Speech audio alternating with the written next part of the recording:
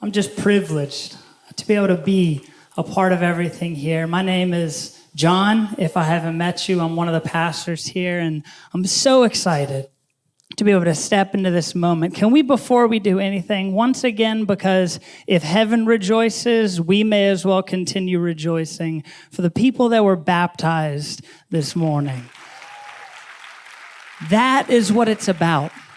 Seeing lives change, seeing steps taken for that. Now, while we're celebrating things, I want to celebrate one more group. If you happen to be a visitor here, I'm not going to point you out, but if you're here, I want you to feel welcome. So can we give it up for any visitors that are here? Let them feel a little bit of love from us.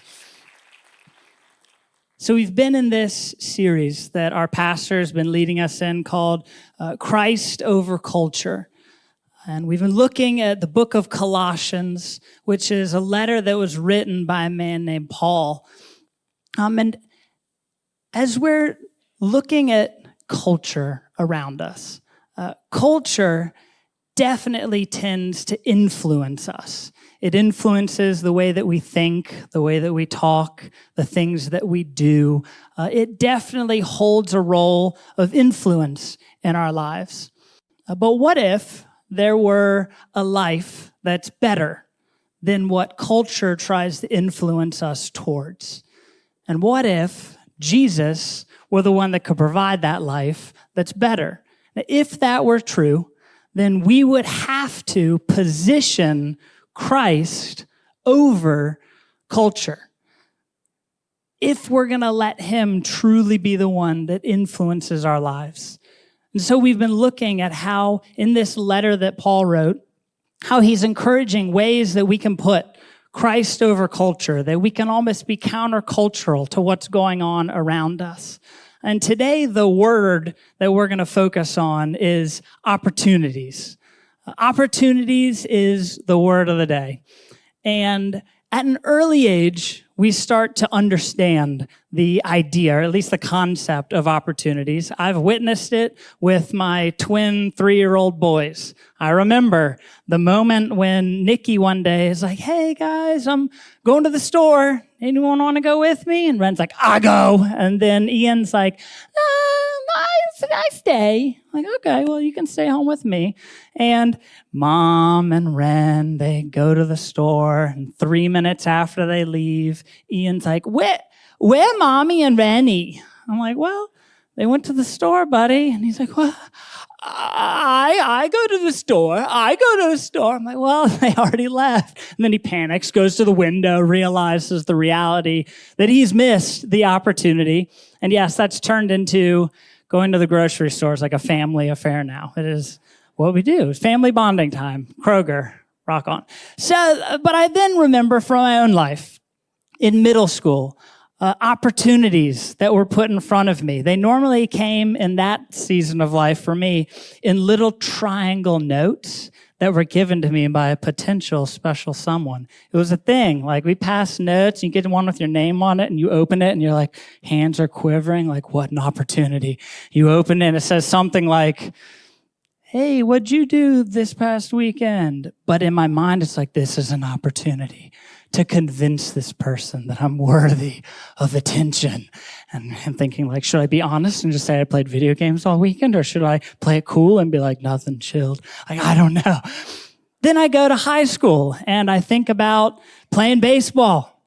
The best and worst moment of all times. 2 outs, bases loaded, you're up to bat next. It's I loathed and longed for those opportunities because it's this is the moment. Dear God, let me please hit this ball and get on base so that I can be a bit of a hero. I want to take advantage of this opportunity. And then adults, they're still there, but it looks more like opportunities to further our career. Maybe opportunities, again, to pursue a relationship, an opportunity to experience some adventure that maybe you'd never get to experience again. But no matter how old we are, one thing is true. No one likes to miss an opportunity. Missing an opportunity never feels good. Whether it's missing the opportunity to go to the grocery store with your parents, or missing the opportunity to potentially get some positive attention, or missing the opportunity to grasp a moment to stand out, or missing an opportunity as an adult to not be able to further our security and our success in life. It doesn't feel good to miss opportunities. And I would say that the opportunities that tend to stick in my brain the most are the what ifs and the why nots. The what if moments where you're like, oh, what if I'd have taken that opportunity instead of that one? Like, what if I'd have chosen to go to that school instead of that one? Or what if I chose to pursue that career instead of that one? Those what ifs have stuck in my mind. Those are the ones that I tend to battle. The why nots are the opportunities that we saw, that we stepped into, but it didn't actually work out. Like, well, why not me? Like, I went to the interview, I made it to the final round, but why not me? I saw it, I tried to capture it, but it didn't pan out. The why nots. Those are the moments, the opportunities that definitely tend, and maybe you're like me, and that those are the ones we kind of replay and we think through. Now, the ones that stand out the least, at least in my mind, and maybe you're the same, are the opportunities that I never saw. It's like, duh. But the opportunities that were right in front of us that we were just too blind to see. I don't really battle those because I never actually looked at them as options. Like, I didn't even see that they were there. And these what ifs, these why nots, and these whiffs, they don't feel great. And what if it was a time right now where we could think about it and we could recognize ways to limit the what ifs, the why nots, and the whiffs when it comes to opportunities. But I'm going to skirt just a little bit to insert the fact that culture's opportunities definitely look different than Christ's opportunities. They're different. The opportunities that culture says you should focus on and see and step into are different than the opportunities that Christ puts in our lives. So let's this morning maybe take some time to look into how we can limit the what ifs, the why nots, and the whiffs when it comes to opportunities that God is putting right in front of our path. And where we're going to look again is in the book of Colossians, chapter 4, where Paul is writing, and we're going to look right at the start at verse 2. He writes this: "Devote yourselves to prayer, being watchful and thankful, and pray for us too, that God may open a door." Open a door. Whew. I have said this so many times. Like, God, just open the door. Open the door that I need to step into. Just show me. Open the door to have the conversation with the person I need to have. Open the door for me to be able to step in to further my life, to be in a better position than I am right now. You open the door, I'm going to slide my foot in it. You give me a crack of a door, I'm going to put my foot in and go through it. I want to position myself to be in a better spot than I am right now, right? That's what we're supposed to do. Those are the opportunities we should look for. But he continues. He says that God may open a door for our message so that we may proclaim the mystery of Christ, for which I am in chains. Pray that I may proclaim it clearly as I should. Hi, Paul. That's not the opportunity I was necessarily thinking or that I'm often praying for to be opened. I'm looking for opportunities that further and better myself. Those are the opportunities I'm looking for, but that's not the opportunity Paul is asking them to pray for or to look for. He's actually asking for opportunities to do something that in no way helps, like has his self-interest in mind. It's actually the opposite of that. He's like, hey, I pray that I can help other people. Pray that I can have more opportunities to do the thing that got me thrown in prison. That's really what I want. Help me have more of those opportunities. And he's actually asking other people to pray that that would happen.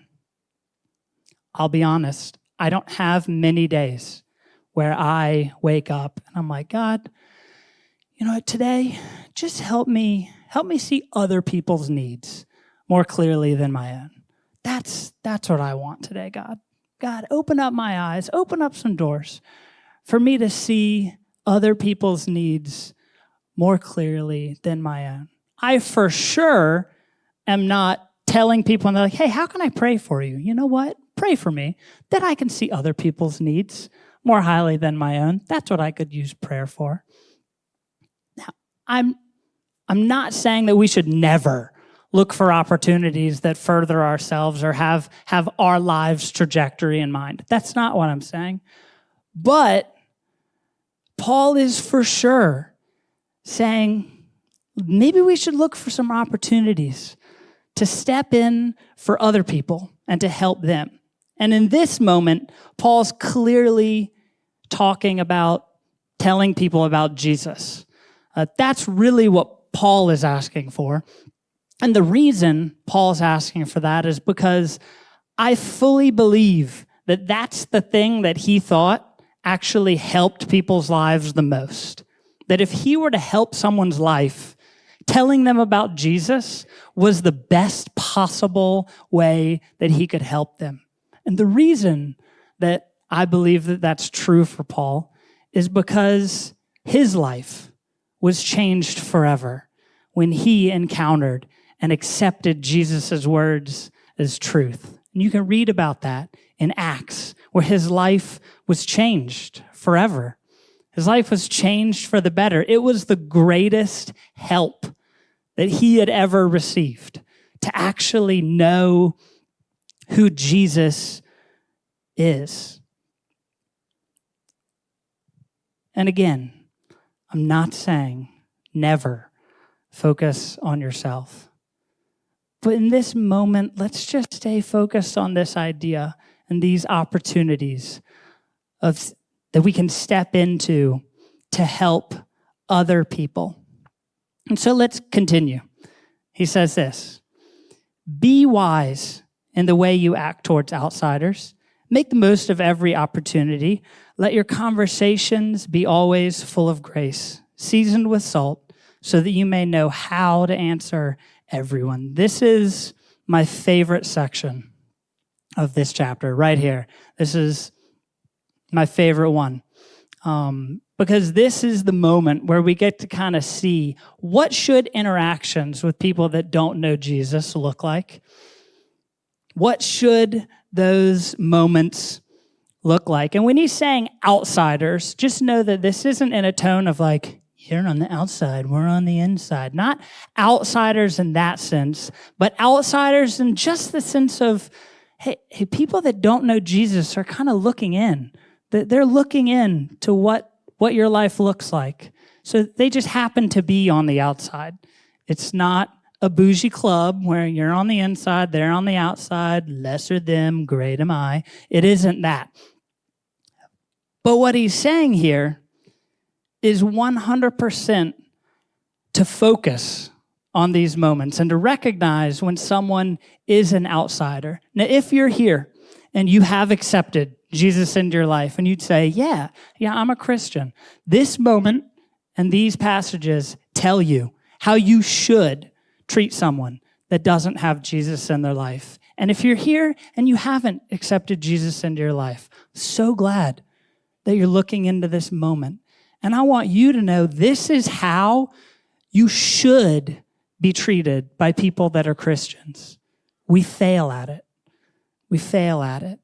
But at least know that even though Christians fail at treating you the way that we should, this is a glimpse into what God's heart is for how you should be treated. That when you look in to Jesus, when you look in to the Christian world, this is what you should C. It says right in the middle, let your conversation be always full of grace and seasoned with salt. Lead with grace and season with salt. Lead with grace and season with salt. To speak with grace towards someone really has kind of two sides. One side is grace in the fact of speaking with favor towards a person. Grace shows this level of favor. Have you ever been in a conversation or in a room where there's this one person that tends to get, like, it's like everything that they say, everyone seems to accept in like a very, like, oh yeah, it's so brilliant. Or like their jokes are just a little funnier than everyone else for whatever reason, that everyone's just kind of waiting to hear what they have to say or to have a conversation with them. Like you can feel like the grace that's being given to those people. Those are often people that have something that you could benefit from. Like they're the person that they're the boss. Or they're the person that has all these connections. You're like, I hope they invite me to their yacht. Like that person is normally the one that's receiving this grace. So now imagine treating someone like that with no expectation of getting anything in return. That to treat someone with a level of favor that just shows like, man, I value the things that you say. Like I want to hear that. I want to engage in a way that's like uplifting. Like I want to speak to you like with favor, with grace. And then the other side of grace is that like grace isn't necessarily something to be earned. Grace is given. So grace isn't looking to be offended. Like when you see someone that doesn't believe in Jesus, I'm speaking to those of you that have accepted Jesus in your life. When you see someone, you're like, oh, well, I just don't like the way that they talk. Their lives, I just don't look at the decisions they're making. Whoa. Grace says it doesn't matter. Don't look to be offended. Look to show favor. Don't look to judge. Look to uplift. That's what it is to speak with favor to someone. And season with salt. Lead with grace, season with salt. Lead with grace, season with salt. What does salt do? Cooking 101. It makes everything better. Like it just literally makes everything better. Jeremiah, I know you're like, put salt on food. Jeremiah is a chef. So cook. You put salt on things because it makes it better. It makes you want to go back for more. Unsalted food is like one bite and you're feeling kind of okay with that. And you can move on. That gloriously salted food is like, oh, what was that? Oh, it was salt. Like, man, I want more. Why? Because it has salt in it, okay? Don't feel judged for those of you who've been cooking for years and you don't use salt. Maybe that's what you learned today. Season with salt, literally. But like salt draws you back in. It pulls out like the flavors that just wouldn't be there without it. So to season your conversations with salt would mean that the conversations you have with people would almost draw them back to you. That it's like, I want more interactions like that. Like, wow, there was something about that conversation that was just more appealing than the bland conversations that I have with everyone else. Now, this idea of salt isn't just something Paul made up. And he's like, you know what, season with salt. Like Jesus spoke about being salt and what it's like to live a life that's salty. He says it in Matthew. He says, you're the salt of the earth. But if salt loses its saltiness, how can it be made salty again? It is no longer good for anything except to be thrown out and trampled underfoot. You are the light of the world. A town built on a hill cannot be hidden. Neither do people light a lamp and put it under a bowl. Instead, they put it on its stand, and it gives light to everyone in the house. In the same way, let your light shine before others so that they may see your good deeds. And hear this last part. So they may see your good deeds and glorify your Father in heaven. You know what saltiness does? Saltiness points people to God.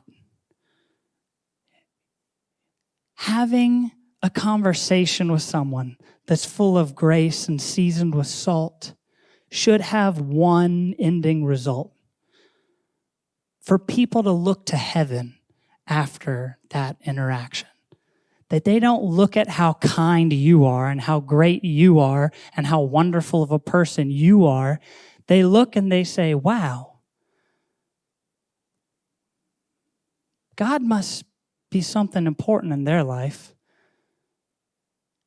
Do your conversations with people have grace at the front of them?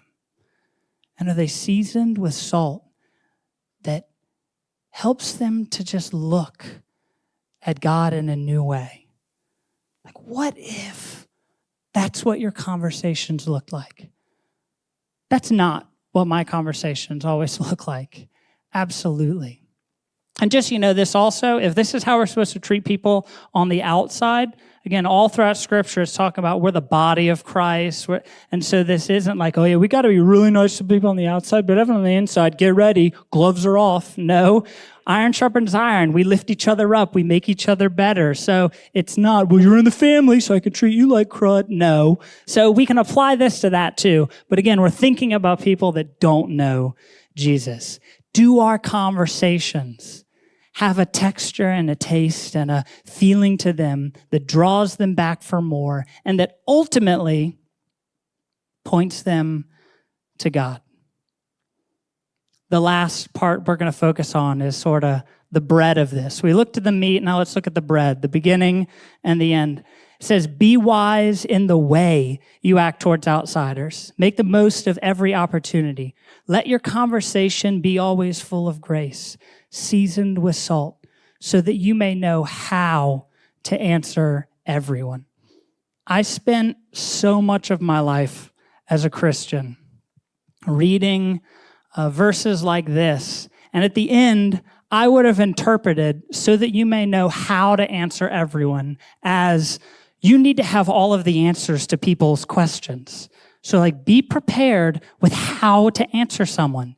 If they say, was the earth really created in 7 days? You better have a good answer. Well, who was the greatest? And I would be paranoid. And then it's I got to know how to answer people. There's a level of truth to, yes, grow in our knowledge. That's only going to make you better, of course. But I don't think that's what Paul's talking about. He says, be wise in the way you act towards outsiders, so that you may know how to answer everyone.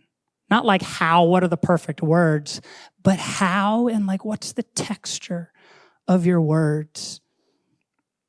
See, what means nothing without how.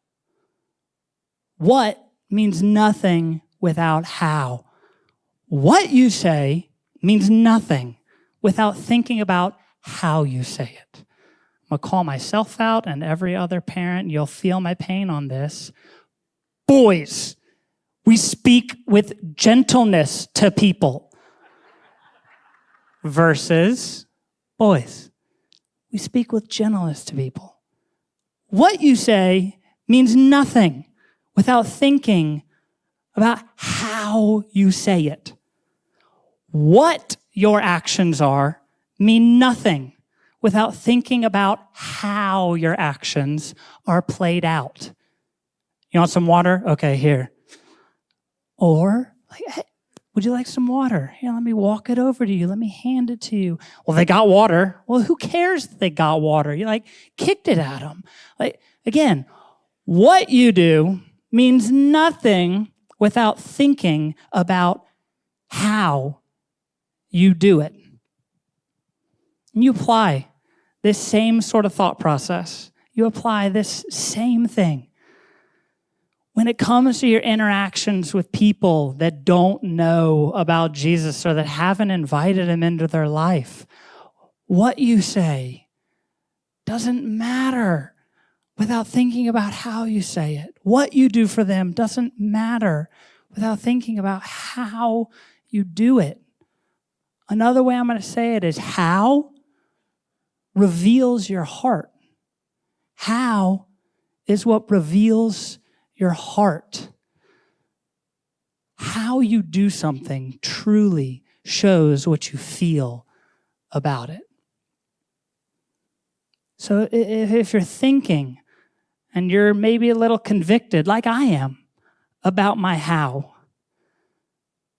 know that it's probably coming from a place where maybe your heart is out of line. And the part that I sort of blew past, but that I said was the most important, is make the most of every opportunity. Make the most of every opportunity. The opportunities are endless. How many moments and interactions do you have where you have an opportunity to point someone to Jesus? To point them to what a new life can look like. And I'm going to ask a question that might hurt a little bit. That even as I thought about it, it sort of hurt me. Do you look at moments where you can point someone to Jesus as an opportunity or as a task? I'm going to say it again. Pointing someone to Jesus and those moments that are put in front of you, do you view them as opportunities or do you view them as tasks? We long for opportunities. We want to take advantage of opportunities. We're really indifferent about tasks. We really don't need another task in our life. So having a moment to step into someone else's life, to see the needs that they have, is it something we're longing for, we're looking for, we're hoping for, we're ready for? Or is it just like, oh yeah, I guess I should tell people about Jesus too. That's something I'm supposed to do. Go and make disciples. Baptizing them, did that in the name of the Father. Okay, that's a task that Christians have to do. I'm going to be the first to humble myself, to say that I've looked at it more like a task than an opportunity. And I think what causes that to happen is we lose our saltiness. We're not tasting the freshness that Jesus is giving our own lives. We're not experiencing the grace that he's given us, that we don't deserve, that we haven't earned. Get so caught up in everything else that then, it feels like a task to have to deal with it. But it's an opportunity to help someone experience a life that's more freeing and purposeful and intentional and filling than anything that you could ever experience that culture can give you. That's an opportunity that other people need to take. And I need to see, that we need to see. There's something powerful about making a moment and making a decision. And we're going to sing a song in a minute, but I'm going to invite everyone to just stand with me. Maybe you're like me,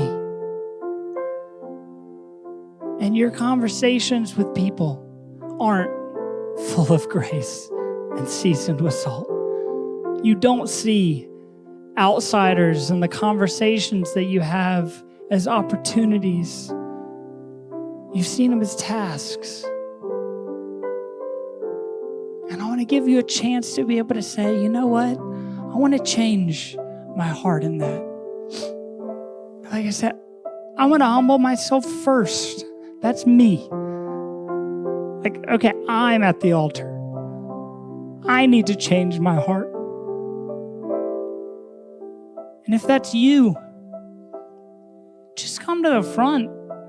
Humble yourself. Let it be a moment to say, that's where I'm going to be different. I want my heart to be different. When I look at people that don't know Jesus, I want my heart to break. Not because of how bad they are. No. But because I see what their lives could be. If only they step in to experience what I'm experiencing. And if that's you, just come forward. We're going to sing this song as Carrie leads us. Walk your way up. Kneel, stand. Let it be a time for you to say, I'm different from that moment. I hear you call.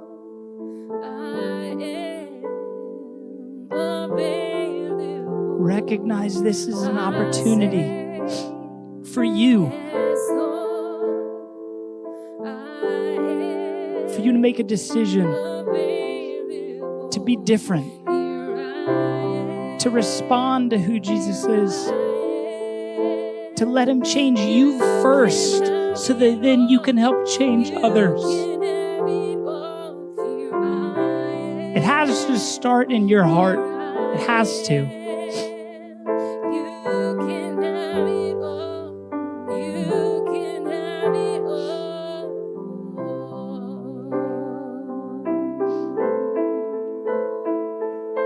Jesus, let this be a moment. God, I pray that from here, each person that's feeling this pull to look at others differently, to look at who you are in their lives differently, God, that this would be a turning point that would lead towards one thing, that would lean towards you being glorified more. You being more glorified more through who we are. Because you're good. You're so good to us. Jesus, you've changed the lives of those that are saying this. Help them to be able to pour that same love towards others. And if you're here right now and you're like, I think I'm an outsider. I think that's who I am. That's okay. That's okay.